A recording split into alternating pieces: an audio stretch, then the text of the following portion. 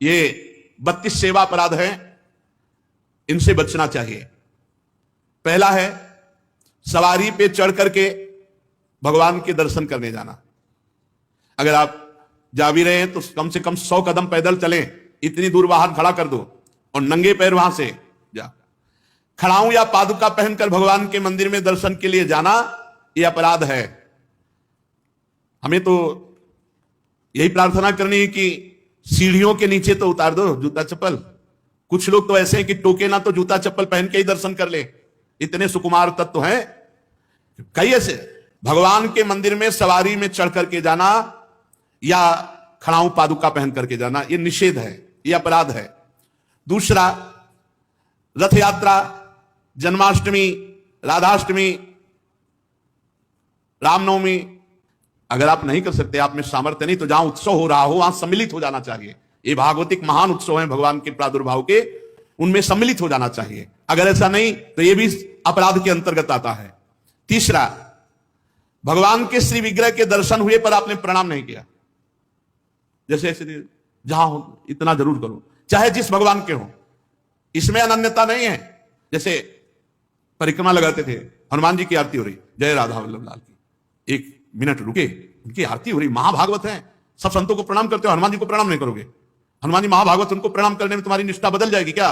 जय राधा वल्लभ लाल की आरती हो रही, उसी में दर्शन मेरे प्रभु इस रूप में विराजमान। तो जो भी देवालय, जो भी मंदिर, अगर हमारी दृष्टि में गए तो ऐसे प्रणाम, उनसे बढ़कर थोड़ी हो। सब में हमारे प्रभु सर्वान वस्तुतया निरीक्ष परम स्वाराध्य बुद्धिर्मम।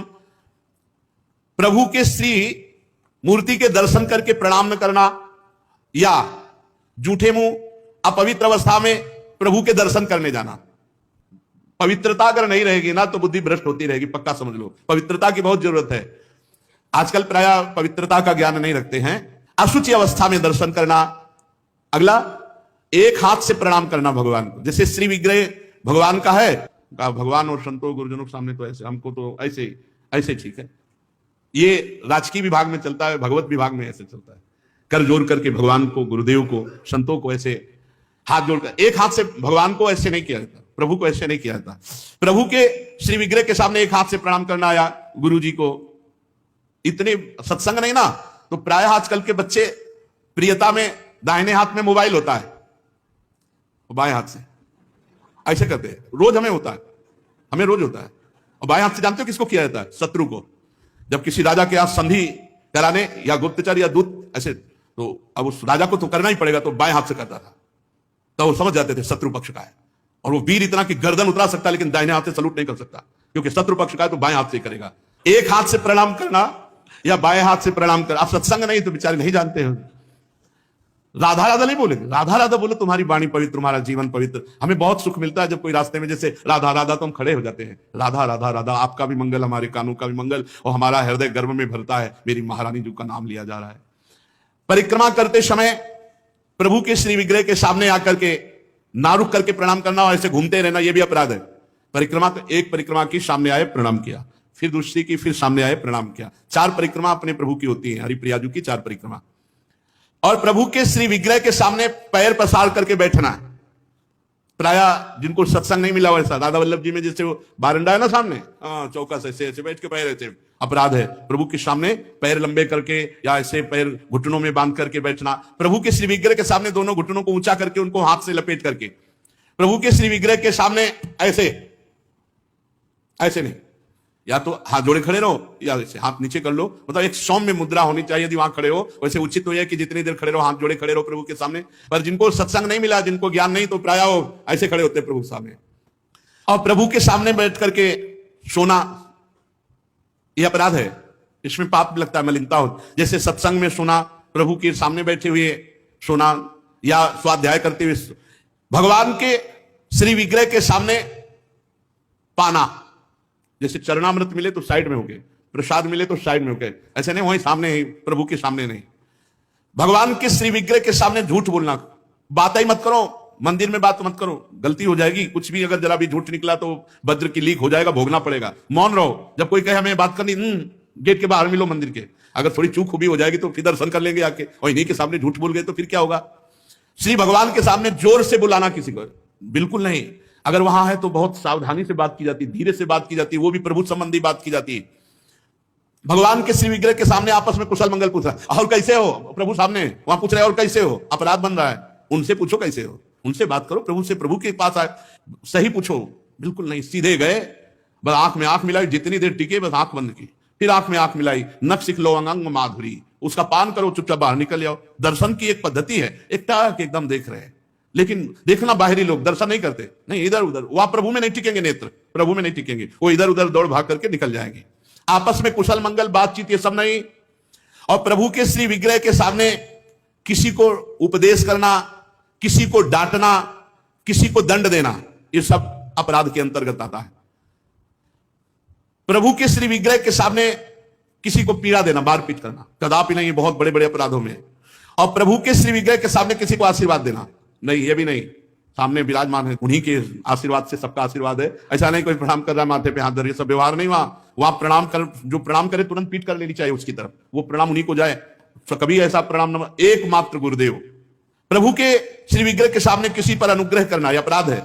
श्री विग्रह के सामने किसी को साप देना, कठोर वचन बोलना, निष्ठुर वचन बोलना, और प्रभु के श्री विग्रह के सामने कंबल ओढ़ कर जाना, प्रभु के श्री विग्रह के सामने किसी की निंदा करना, प्रभु के श्री विग्रह के सामने किसी की स्तुति प्रणाम बिल्कुल नहीं करना, प्रभु के श्री विग्रह के सामने अश्लील भाषण बोलना, प्रभु के श्री विग्रह के सामने अधोवायु त्यागना। अच्छा, प्रभु को सामर्थ्य रहते हुए गौड़ उपचार के द्वारा भोग लगाना, जैसे अपने तो हलवा और चाय चल रही सुबह, और ठाकुर जी के लिए चिरौरी रखवा दिए, बहुत ही है, काफी लपटी भाई, उसमें प्लास्टिक में एक कटोरी में भर के रख दी, पानी रख दी, जमाने की हुई रखी, और अपना रोज सुबह शाम दोपहर सब नए नए पदार्थ पा रहे हैं। अपराध लगता है। ये मनोरंजन के लिए श्री विग्रह खरीद के मत ले जाना कोई। श्री विग्रह जाने का मतलब है पूरे के पूरे प्रभु आए हैं, सुबह से लेकर शाम तक उनको खवाओ पियाओ, स्नान श्रृंगार सब, ना हो हिम्मत तो छवि खरीद ले, उनके दर्शन करो। श्री विग्रह मत ले जाओ। श्री विग्रह ले जाओ, चाहे गोपाल जी का, चाहे प्रिया प्रीतम जी का, उनकी सेवा करो ऐसे जैसे अपने बच्चे की जाती है। अपना बच्चा अगर नहीं पवाएंगे तो भूखा रहेगा, नहीं स्नान कराएंगे तो वैसे, नहीं सहन कराएंगे तो नहीं सहन करेंगे। बोले हम दर्शन के लिए छवि ले जाओ, श्री विग्रह मत ले जाओ। श्री विग्रह ले जाने का मतलब है कि अष्टयाम सेवा, कम से कम अष्टयाम सेवा में नहीं आप पहुंच पा रहे हैं, पूरी सेवाएं कर पा रहे हैं, तो सुबह मंगला और श्रृंगार और भोग लगा दिया, जाओ। फिर शाम क्या है तो आरती कर दी, फिर भोग लगाया, दूध पिलाया, सहन कराया, इतना तो होना ही चाहिए। अब आप तो खाते हैं अच्छे अच्छे पदार्थ, तो ठाकुर जी के आगे प्लास्टिक में लपटी हुई टॉफी रख दी या चिरौरी रख दी। आपकी सामर्थ्य है, सब अच्छे अच्छे कपड़े पोशाक सब पहना सकते हो, ऐसे ठाकुर जी को ऐसे नहीं। आपके पास सामर्थ्य के अनुसार ठाकुर, वैसे तो जी जान से प्यार करो, बहुत कृपाल ठाकुर है, बहुत कृपाल। आपसे बात करने लगेंगे, आपको मना करेंगे, ये नहीं खाना हमें, ये खाना है ऐसे। अरे आप आसक्ति करके तो देखो, निहाल कर देंगे। और अभी आप यहां पवा, फिर वो आपको अपने यहां ले जाके पवाएंगे, और ऐसा पवाएंगे कि निहाल हो जाओगे। और प्रभु को भोग लगाए बिना कुछ भी खाना पीना, ये ठीक नहीं, अपराध के अंतर्गत आता है। वैष्णव होकर, दीक्षा लेकर, सत्संग सुनकर, ये बात जान करके यदि आप बिना भोग लगाए प्रभु को पाते हैं तो अपराध है। ऋतु में जो फल हो सबसे पहले अपने प्रभु को भोग लगाना चाहिए। इस बात में हमने अपने गुरुदेव भगवान को देखा, बड़ी प्रवीणता। चाहे वो सहतूत हो, चाहे बेर हो, जो ऋतु का फल है श्री जी को जरूर पवाएंगे। और पवाने का पहला कि आप चख के देखेंगे, बेर या जो भी पहला चख के देखेंगे, अगर अनुकूल है तो हाथ धोया, आचमन किया, फिर श्री जी को दूसरे फल। नहीं तो ऐसे भोग नहीं लगाते, पहले जैसे कुछ भी बनेगा तो पहले स्वयं चखेंगे फिर भोग लगाएंगे। और ये बाहर नहीं चलेगा, बाहर तो कहते झूठा कर दिया प्रभु को क्या पाओगे, लेकिन अपने यहां अपने भाव हैं, भावोत्सवेन भजताम रस कामधेनुम। और किसी फल आदि का अच्छा भाग अपने लिए रख दिया, और जो स्वाद रहित है वो प्रभु के लिए भोग लगाने के लिए, ऐसा ना करे। और प्रभु के श्री विग्रह के सामने पीठ देकर खड़े होना या पीठ देकर बैठना, जैसे पीछे प्रभु ऐसे बैठना नहीं, इससे अपराध लगता है। गुरुदेव की अभ्यर्थना ना करना, गुरुदेव से कुशल प्रश्न ना करना, गुरुदेव की स्तुति ना करना, यह अपराध है। अपने मुख से अपनी प्रशंसा करना, यह अपराध है। किसी भी देवता की निंदा करना, यह अपराध है। भगवत मार्ग में अपने आराध्य देव के सिवा अन्य कोई आश्रय, अन्य कोई बल, अन्य कोई आशा, ये सब कलंक के समान है। यदि हम अन्य आस भरोस अवलंबन छोड़ पाए तो हमें कुछ नहीं करना भगवत प्राप्ति के लिए।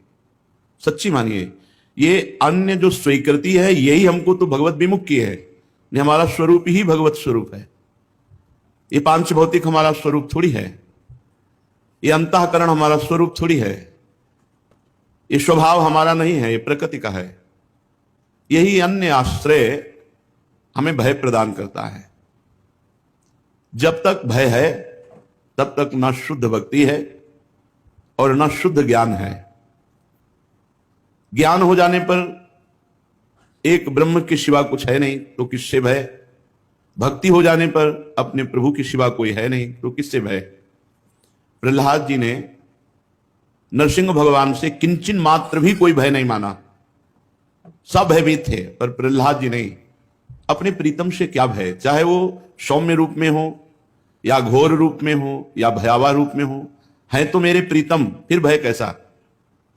तो हमें जो भय, शोक, चिंता, अपने कल्याण की फिक्र, इसका मतलब है अभी भागवतिक बल जागृत नहीं हुआ, अन्य कोई बल है, अन्य कोई आश्रय है, अन्य में ये शरीर भी है, अन्य में शरीर की क्रियाएं भी हैं, अन्य में अंतःकरण है, अंतःकरण के संकल्प, निश्चय, चिंतन, स्वीकृति आदि, अन्य में स्वभाव भी है। ये मेरा नहीं है, मेरे तो सिर्फ प्रभु हैं और जो मेरा स्वरूप है वो प्रभु में ही है। ये बात समझ में आ जाए तो बिल्कुल विश्राम है, अभी विश्राम है।